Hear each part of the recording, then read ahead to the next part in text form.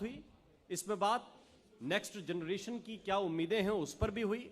इसी तरह से जो हम अगले सेशन की तरफ बढ़ रहे हैं वो भी कुछ ऐसे ही लोगों के साथ है जो अलग अलग सेक्टर्स से जुड़े हुए हैं, और एक सामूहिक, एक सम्मिलित चर्चा उस सेशन में भी आपके सामने होगी। हम इस सेशन को आगे बढ़ाने के लिए जो हमारे सहयोगी हैं उनको कुछ देर के बाद मंच पर आमंत्रित करेंगे, लेकिन यह जरूर बता दें कि इस सेशन में बात उद्योग की होगी, बात हेल्थ की होगी, बात आम आदमी की सेहत से जुड़ी हुई बारीकियों की होगी कि गलतियां किस तरह की करते हैं। आम जीवन में एक शेर मुझे याद आ रहा है कि मैं रोज चाहता हूं कि भूल जाऊं उसे, मैं रोज चाहता हूं कि भूल जाऊं उसे, और रोज यही बात भूल जाता हूं। सेहत के लिए डॉक्टर्स हमें बताते हैं कि भैया सुबह उठो, वॉक करो, दौड़ने के लिए जाओ। सबसे आसान है ये काम, बहुत कठिन नहीं है, लेकिन रोज सुबह उठते हैं या नहीं उठते हैं तो यही बात भूल जाते हैं कि ये डॉक्टर ने हमें सुझाया था। तो ऐसी कई छोटी छोटी बारीक चीजें हैं जिन पर अगर आप ध्यान रखेंगे तो आगे आपको मदद मिलेगी। तो अगले सेशन की तरफ हम चलने की कोशिश कर रहे हैं, प्रयास करने की कोशिश कर रहे हैं, और सबसे पहले मंच पर आमंत्रित करना चाहते हैं डॉक्टर अंशुमन जी को। डॉक्टर अंशुमन जी, बहुत बहुत स्वागत है आपका। जाने माने ऑन्को सर्जन हैं आप। तंबाकू के खिलाफ एक बड़ी मुहिम डॉक्टर अंशुमन ने चलाई है, और डॉक्टर अंशुमन जी मंच पर इस वक्त हैं। आपने पर्यावरण सुधार के लिए भी बहुत बहुत अच्छा काम किया है। बहुत बहुत स्वागत सर मंच पर आपका। और अब मैं इनवाइट करना चाहूंगी मंच पर समीर भारती जी को, जो कि स्टार अमेजिंग पैथ लैब के निदेशक हैं, टीकाकरण जागरूकता समिति के वो सदस्य भी हैं। हेल्थ केयर में 21 साल की सेवा उनकी अभी तक देखने को मिली है। सर बहुत बहुत स्वागत है आपका। हेल्थ केयर में 21 साल की सेवा देने के साथ ही साथ ये लोगों को जागरूक करने का भी काम कर रहे हैं। बिल्कुल, और इसके साथ साथ मैं मंच पर आमंत्रित करना चाहता हूं अपने सहयोगी विवेक शुक्ला को और शबनम को, वो इस पैनल को होस्ट करेंगे। लेकिन साथ साथ मैं मंच पर आमंत्रित करना चाहता हूं मिस्टर रमन वीर सिंह अरोड़ा को। स्वागत है अरोड़ा साहब आपका। आप ऐसे यूथ आइकॉन हैं जिन्होंने रोजगार देने के लिए नए प्रयोग किए, हजारों हाथों को काम दिया, जिससे लॉकडाउन में भी उनके परिवार का चूल्हा जलता रहा। रोजगार देने वाले और बेरोजगार युवाओं के बीच एक सेतु की भूमिका निभाने वाली ये जो शख्सियत है अरोड़ा साहब की, ये मध्य प्रदेश से आप आते हैं। हम आपको मंच पर आमंत्रित करते हैं। बहुत बहुत स्वागत है आपका। और इस पैनल में एक और खास मेहमान भी हमारे साथ हैं, उनको भी इंट्रोड्यूस करवा देते हैं। मैनेजिंग डायरेक्टर हैं डीपी वायर्स लिमिटेड के और leading contribution in nation building and infrastructure. इनके बारे में भी कुछ चीजें आपको बता देते हैं। डीपी वायर्स लिमिटेड की जो स्थापना है कांतिलाल जी कटारिया, जो कि SGSITS इंदौर से गोल्ड मेडलिस्ट के द्वारा की गई, और अब इनके मार्गदर्शन में इस व्यवसाय को आगे बढ़ा रहे हैं इनके बेटे प्रवीण कटारिया और अरविंद कटारिया जी। बहुत बहुत स्वागत है। हमारे साथ मंच पे हैं। बहुत बहुत स्वागत है सर आपका। और अब विवेक और शबनम, मंच आपके हवाले। बहुत बहुत शुक्रिया राम। और जब बात नए भारत के निर्माण की हो रही है तो इस नए भारत के निर्माण में सभी की सहभागिता होती है। कोई एक व्यक्ति या एक संस्था नए भारत का निर्माण कभी नहीं कर सकती है। लिहाजा सभी का एक बार फिर से बहुत स्वागत है। आप सब लोग बहुत अच्छा काम कर रहे हैं, और एक एक करके हम अपने मेहमानों से बात करेंगे। प्रवीण कटारिया जी, सवाल मेरा सबसे पहले आपसे ही रहेगा। प्लीज आप माइक ले लीजिए। और सवाल यही है कि आप डीपी वायर्स लिमिटेड को संभालते हैं, संस्था को देखते हैं।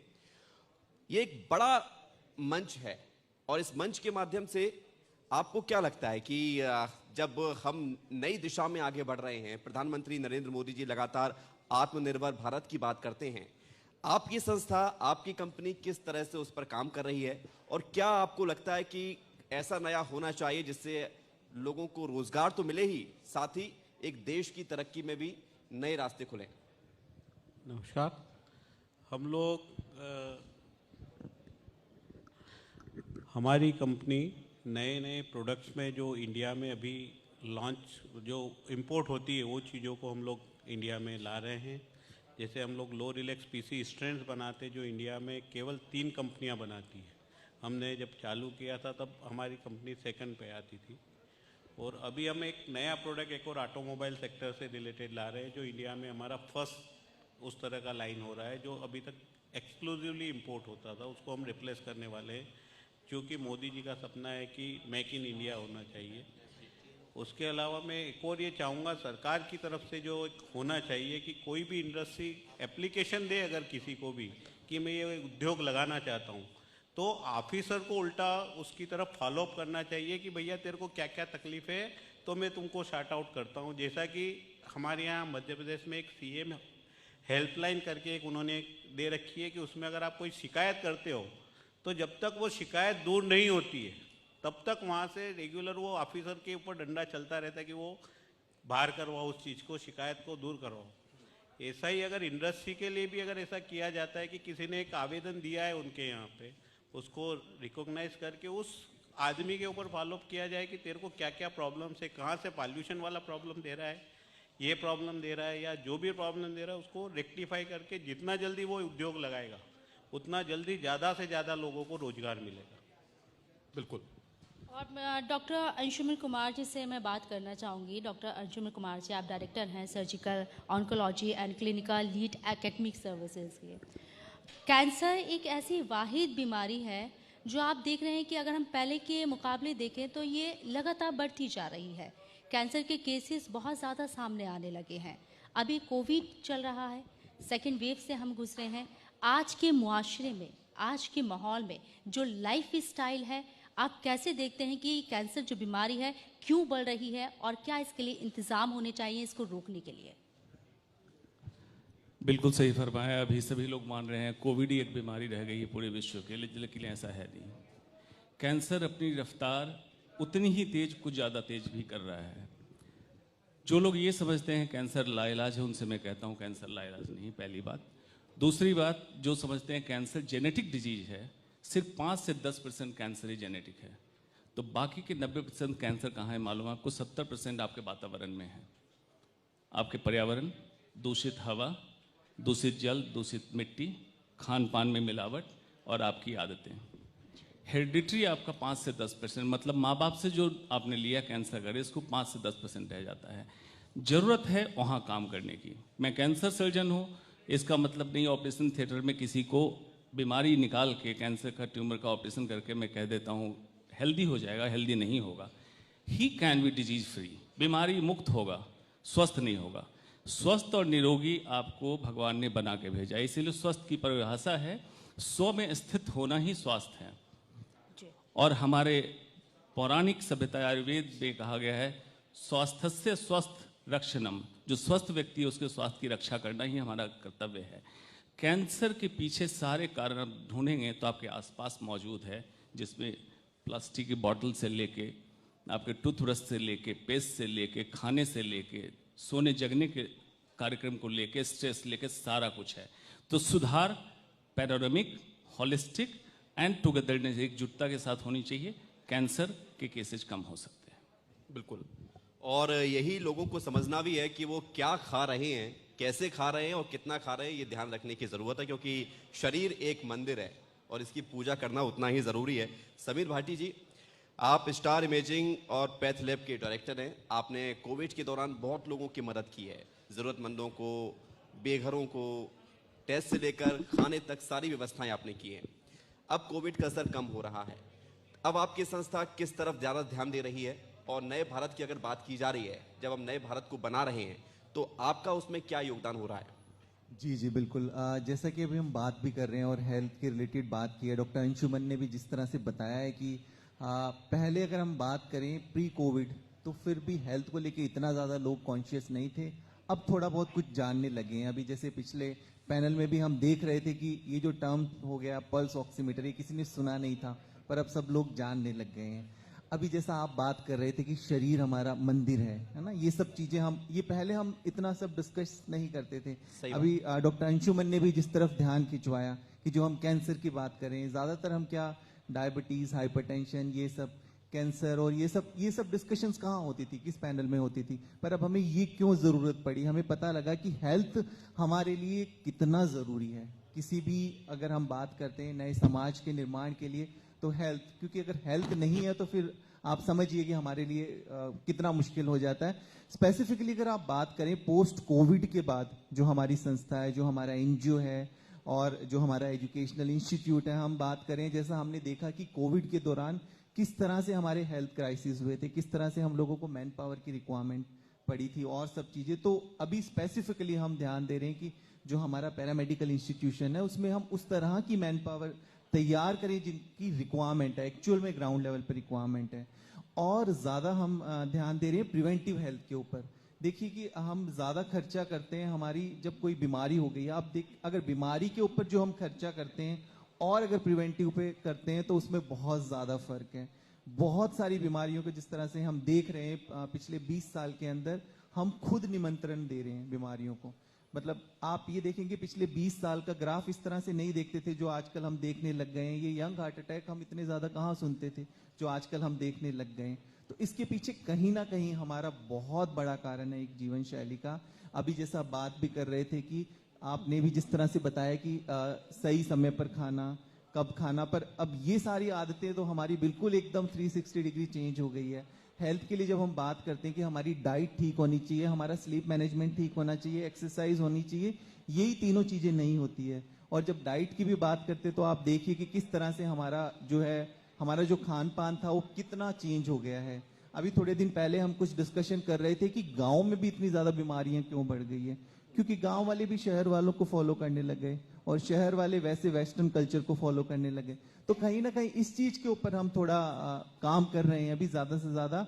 अभी एक डेटा मैंने देखा, आप लोग भी, डॉक्टर अंशुमन भी उससे अवगत होंगे कि सर कितने सारे हमारे प्री डायबिटिक पेशेंट्स, डायबिटीज से ज़्यादा प्री डायबिटिक लोग हैं। मतलब एटलीस्ट प्री डायबिटिक बहुत आराम से रिवर्स हो सकती है, पर कहीं ना कहीं वो इग्नोर हो जाते हैं क्योंकि एक बार डायबिटीज़ हो गई उसके साथ उनको फिर जो है पूरी लाइफ को स्पेंड करना। तो ऐसी बहुत सारी छोटी छोटी चीज़ें अगर जिनके ऊपर हम ध्यान करें तो काफ़ी हद तक हम स्वास्थ्य क्षेत्र में बहुत अच्छा काम कर सकते हैं। और बिल्कुल इसके साथ ही रमनवीर सिंह अरोड़ा साहब भी मौजूद हैं हमारे साथ इस चर्चा में। चेयरमैन है रतन एम्पोरियम एंड सिक्योरिटी सर्विसेज के। रमनवीर साहब, आप जिस तरीके से काम कर रही हैं और ये कोविड वबा के दौरान, इस बीमारी के दौरान आप लोगों को रोज़गार दे रही हैं। जो लोग इतने ज़्यादा बेरोज़गार हो गए हैं, नौकरी के लिए तरस रहे हैं, दर दर भटक रहे हैं, लेकिन आपने 20,000 लोगों को रिसेंटली रोज़गार दिया है। बहुत बड़ा अचीवमेंट है। आगे क्या आपका टारगेट है और कैसे आप इस सिलसिले को आगे बढ़ाने वाले हैं? अभी जो 20,000 लोग काम कर रहे हैं, तो और जो मेरा टारगेट है वो तकरीबन है कि 1 लाख क्रॉस करें नेक्स्ट 24 मंथ्स में। 1 लाख लोगों को रोज़गार देने का टारगेट है।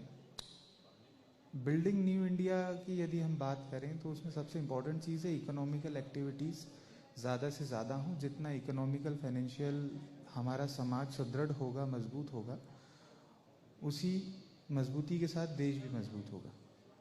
तो मेरे जहन में यही विचार आया है कि जो सबसे लाइक नासूर अगर बेरोज़गारी को कहें तो समाज के लिए, तो रोज़गार के ऊपर काम करना ही इसलिए शुरू करा और ईश्वर की कृपा रही, सफलता भी मिली और आज 20,000 लोगों को हमने रोज़गार मुहैया करवाया है और 1 लाख लोगों का टारगेट है।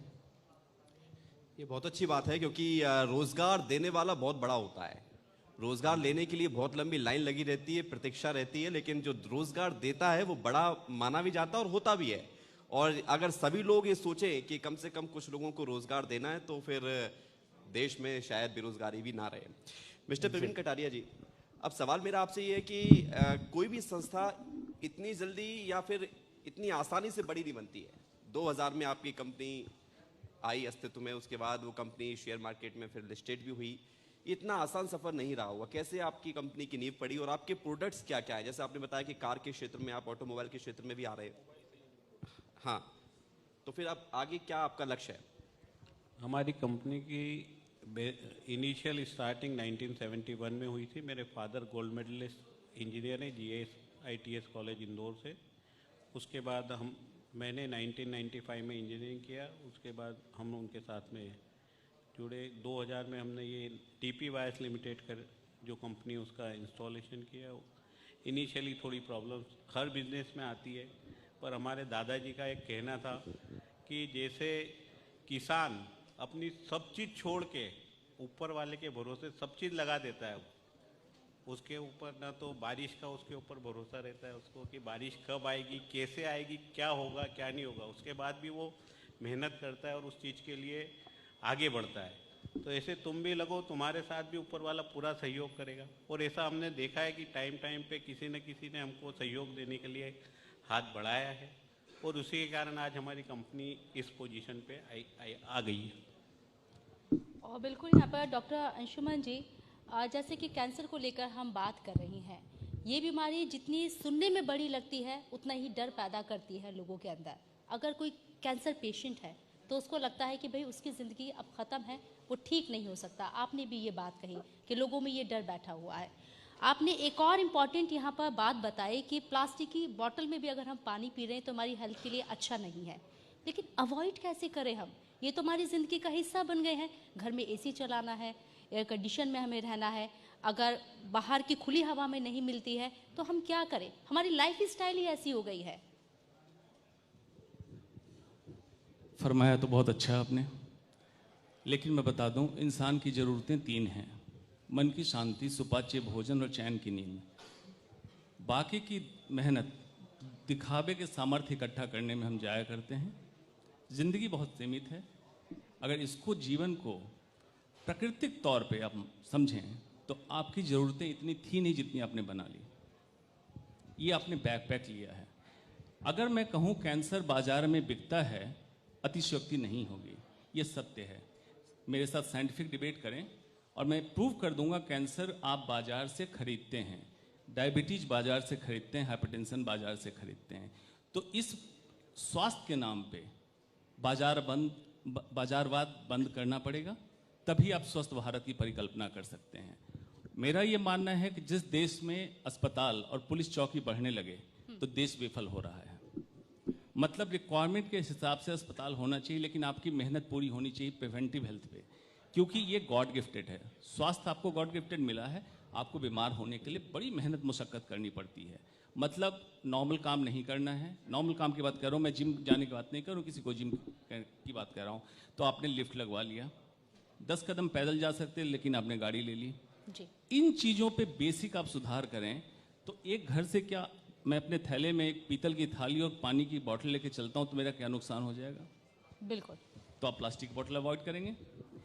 जिस दिन आपने अपने को आत्मविश्लेषण करके तय कर लीजिए कि आपकी ज़रूरतें कितनी हैं, तो आप देख लीजिएगा कि आपके उसी दिन से स्वास्थ्य की यात्रा शुरू हो गई। और सच बता रहा हूँ, कैंसर खरीदा जा रहा है। एक एक प्रोडक्ट की एनालिसिस कराइए, आपको पता चल जाएगा किसमें कितने कार्सिनोजेंस उपलब्ध हैं।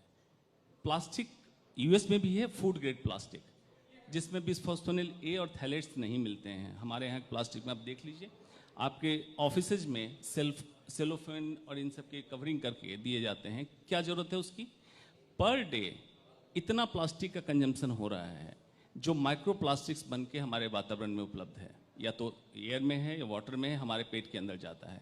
न्यूयॉर्क में एक स्टडी हुई थी जिसने डिक्लेयर कर दिया कि human stomach has become ocean of micro plastics, क्योंकि प्लास्टिक डिग्रेड नहीं होगा। और जो आज हम प्लास्टिक फेंक रहे हैं, आने वाले 300 से 1200 साल लगेगा उसको डिग्रेड होने में। तो कितने जनरेशन, कितनी पीढ़ियों की बद्दुआ हम ले रहे हैं, हमें अंदाजा नहीं है। और अगर आप जीडीपी हेल्थ पे बढ़ाते जाएंगे, कभी आप पूरा नहीं कर सकते हैं। 135-40 करोड़ लोग हम हो चुके हैं। आपको काम करना होगा रोकथाम पे, और ये सारी बीमारियां, 4 बीमारियां जो टॉप की, इसको रोकथाम आपने कर लिया तो मेजर हेल्थ बजट आप लो कर सकते हैं। हाइपरटेंशन, डायबिटीज, हार्ट अटैक और कैंसर, और चारों की रोकथाम संभव है। सिर्फ एक सोच बदलने की जरूरत है। बिल्कुल, और सोच से ही समाज बदलता है, और जब समाज बदलता है तो देश बदलता है, और उसी बदलते देश की तस्वीर कैसी होनी चाहिए इसको लेकर हम चर्चा भी कर रहे हैं। समीर भाटी जी, सवाल मेरा आपसे है कि आप 21 सालों से इस क्षेत्र में हैं, लगातार लोगों की मदद भी कर रहे हैं, जितना आप संभव हो पाता है आप करते भी हैं, युवाओं को ट्रेनिंग भी दे रहे हैं आप आत्मनिर्भरता उनके अंदर लाने के लिए। लेकिन कोविड, अब इम्पैक्ट इसका कम हो गया है, पहले ज़्यादा था, अब कम हो रहा है। आगे को लेकर आप क्या सोच रहे हैं कि अब आगे क्या करना चाहिए, और कैसे आपकी company star health imaging lab ये लोगों को किस तरह से मदद करती है?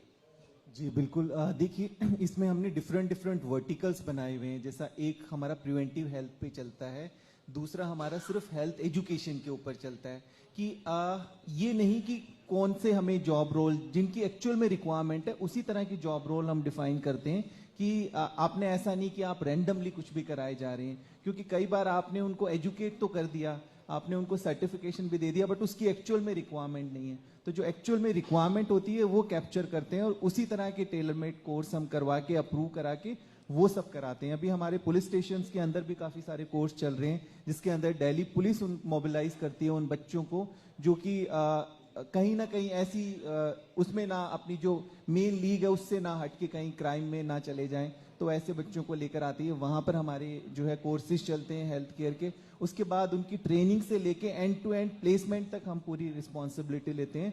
और स्पेसिफिकली जिस तरह से बात की, जो प्रिवेंटिव हेल्थ के ऊपर हम बहुत ज़्यादा फोकस कर रहे हैं और इससे भी ज़्यादा हमारे काउंसलर्स हैं जो कि साइकोसोमेटिक चीज़ों पे, कोविड के अंदर स्पेसिफिकली हमने देखा कि लोग बहुत ज़्यादा डर की वजह से मतलब उन्होंने वो नहीं रहे, उन्होंने अपना शरीर मतलब आप मान के चलिए कि नेचर के दो लॉ है कि लॉ ऑफ अट्रैक्शन। बार बार हमने बहुत सारे लोगों का ऐसा सुना कि मुझे तो कोविड हो जाएगा, मैं नहीं बचूंगा, मुझे तो कोविड हो जाएगा। तो ये जिस चीज को हम बार बार बोलेंगे ना कि मुझे ये हो जाएगा, इवन प्री डायबिटिक वाले पेशेंट्स में भी कि अच्छा मुझे प्री डायबिटिक हो गया तो मुझे हो ही जाएगी डायबिटीज, ये वाली जो चीज हम अपना थॉट प्रोसेस ठीक नहीं करेंगे तो चाहे हम कितना भी अपना, बहुत सारे लोग होते हैं वो आते हैं कि नहीं मैं तो जिम भी जाता हूँ, एक्सरसाइज भी करता हूँ, सब कुछ करता हूँ, फिर मुझे ये क्यों हो गया। तो वो क्यों हो गया उसका रीजन यही है। जब हम ये देखते हैं, जब इसके ऊपर इंट्रोस्पेक्ट करेंगे तो कहीं ना कहीं लेकिन डर तो लगता है ना लोगों को, अगर बीमारी इतनी फैल रही है, हर कोई संक्रमित हो रहा है, बड़ी संख्या में हो रहा था पहले, अभी तो स्थिति कंट्रोल में है, तो डर को कैसे कंट्रोल करेंगे? देखिए डर की बात नहीं है, आपको अलर्ट रहना है। हम बात करते हैं हमेशा सावधानी की, बिकॉज जो डर है वो एक नेगेटिव इमोशन है, तो कहीं ना कहीं हमें सावधानी जरूर रखनी है। हम बात करते हैं लॉ की कि सरकार के कुछ नियम है वो आपको पालन करने ही करने, ऐसे ही कुछ प्रकृति के नेचर के भी नियम हैं जो हमें पालन करने और जो हम नहीं करते हैं। हमने कोविड के अंदर रोज हमारे पास 5000 से ज्यादा लोग डेली आते थे और हम उन 5000 लोगों के बीच में ही बैठे रहते थे जब कोई भी पेशेंट के साथ उनके अटेंडेंट नहीं आते थे। अगर ओल्ड एज की मदर आ रही है तो उनका बेटा साथ में नहीं आ रहा, बेटा आ रहा है तो उसके साथ कोई उसके पेरेंट्स नहीं आ रहे, कोई यही चलता था हमेशा और हम उन्हीं के बीच में रहते थे। ना हम कोई सप्लीमेंट खाते थे, ना कोई हम इस तरह की चीजें करते थे, सिर्फ सोच की बात है ये। और अब आप जीवन शैली ठीक रखेंगे तो सब कुछ पॉसिबल है। और अभी जैसा आपने बताया, अभी बात भी कर रहे थे कि कैसे हो सकता है हम प्लास्टिक की बोतल, ये सिर्फ हैबिट की बात है। हम सब अगर एक हैबिट बना लें, एक आदत बना लें, वो आदत बनाने में थोड़ा सा समय लगता है पर उसके बाद तो वो नेचुरल नेचर बन जाता है, फिर आपको एफर्ट करने की जरूरत नहीं है। मैं खुद सुबह 3 बजे उठता हूँ, योगा करता हूँ, मेडिटेशन करता हूँ, क्योंकि फाउंडेशन अगर आपने ठीक नहीं मुआशरे की तो को मजबूत करने के लिए कई ऐसी शख्सियत हैं जो पर्दे के पीछे काम कर रही हैं, लेकिन आज उन्हें पर्दे के आगे हम लेकर आए हैं। ऐसी 4 खास शख्सियत हमारे साथ इस वक्त मंच पर मौजूद है। उनमें से एक रमनवीर सिंह साहब भी मेरे साथ लगातार मौजूद है इस चर्चा में बात करने के लिए। रमनवीर सिंह जी, आप मुझे ये बताएं, बेरोजगारी को हल करने के लिए कैसे आपके दिमाग में ये ख्याल आया कि इस पर काम होना चाहिए और क्यों?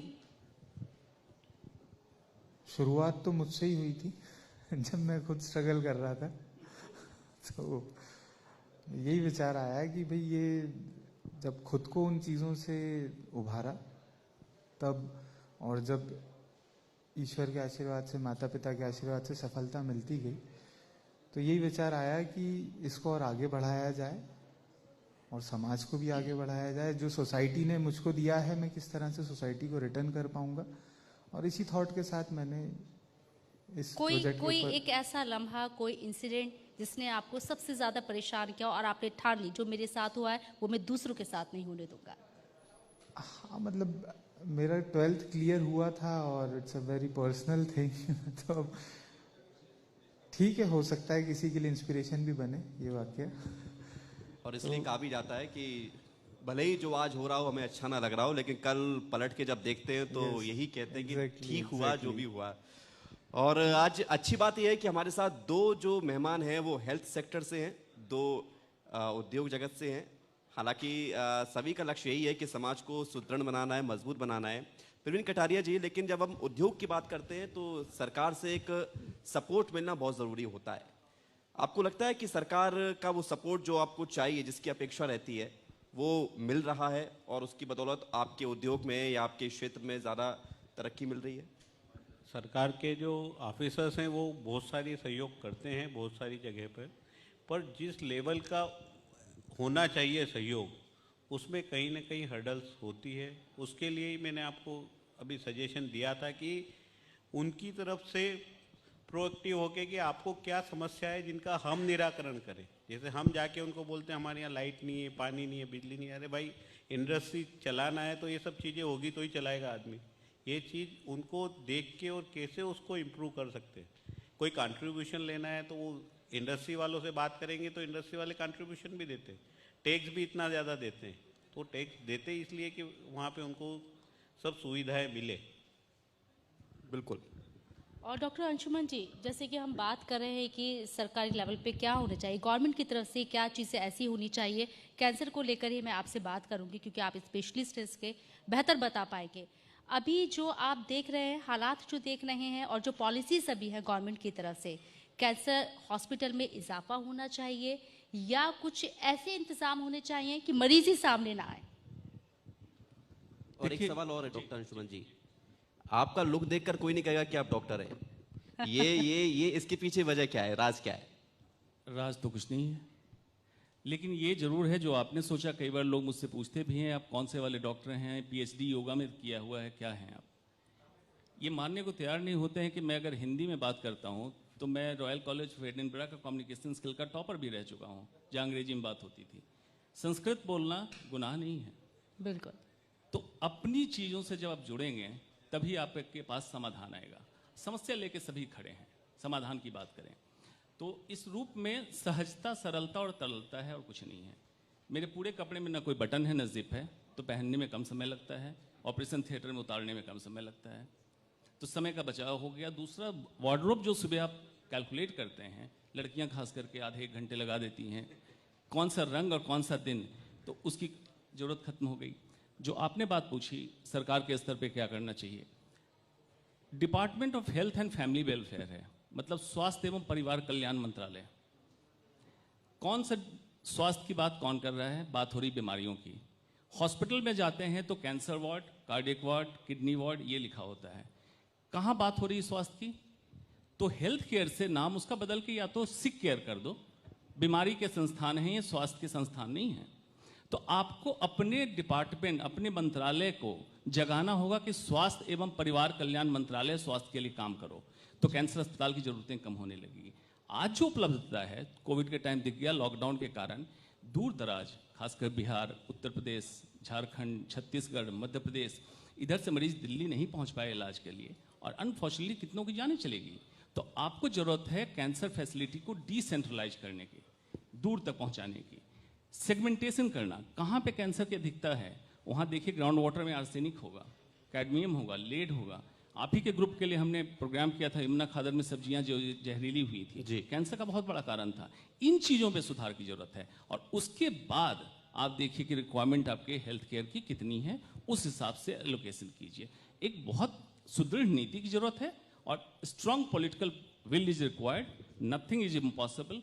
हमें अचीव करना चाहिए और कर सकते हैं। बिल्कुल, और आपने सही बात कही है कि करने से ही होगा, और रामदेव भी कहते हैं कि करने से होता है, और प्रधानमंत्री मोदी जी भी कहते हैं कि अब चलेगा नहीं, करना पड़ेगा। बहुत बहुत शुक्रिया आप सभी का हमारे साथ जुड़ने के लिए।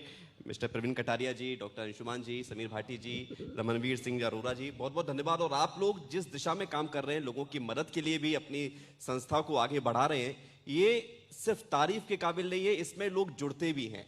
और हम यही चाहेंगे कि आप लगातार अपने लक्ष्यों की प्राप्ति करें और लगातार आप लोगों के लिए काम भी करते रहें। बहुत बहुत धन्यवाद। तो बहुत बहुत शुक्रिया आप सभी मेहमानों का हमारे साथ इस सेशन में जुड़ने के लिए, और शबनम और विवेक आपका भी बहुत बहुत शुक्रिया। एक बार फिर से आपको कुछ जानकारी हम दे देते हैं प्रवीण कटारिया से जुड़ी हुई। दरअसल डीपी वायर्स लिमिटेड सन 2000 में एक छोटी कंपनी के रूप में प्रारंभ हुई और ये 2017 में नेशनल स्टॉक एक्सचेंज में लिस्टेड भी हुई है। खास जानकारी आपको दे रहे हैं, डीपी वायर्स लिमिटेड इंफ्रास्ट्रक्चर के क्षेत्र में इस्तेमाल किए जाने वाला लो रिलैक्स पीसी स्टैंड बनाने वाली अग्रणी कंपनी है और सरकार द्वारा चलाए जा रहे कई प्रोजेक्ट्स जैसे कि national highway, metro projects, railways, PWD में DP wires limited approved supplier है। और इसके साथ ही कंपनी के द्वारा ऑटो सेक्टर के लिए भी कुछ प्रोडक्ट्स डेवलप किए जा रहे हैं। ये खास उपलब्धियां आपको बता रहे हैं जो कि स्पेशलिटी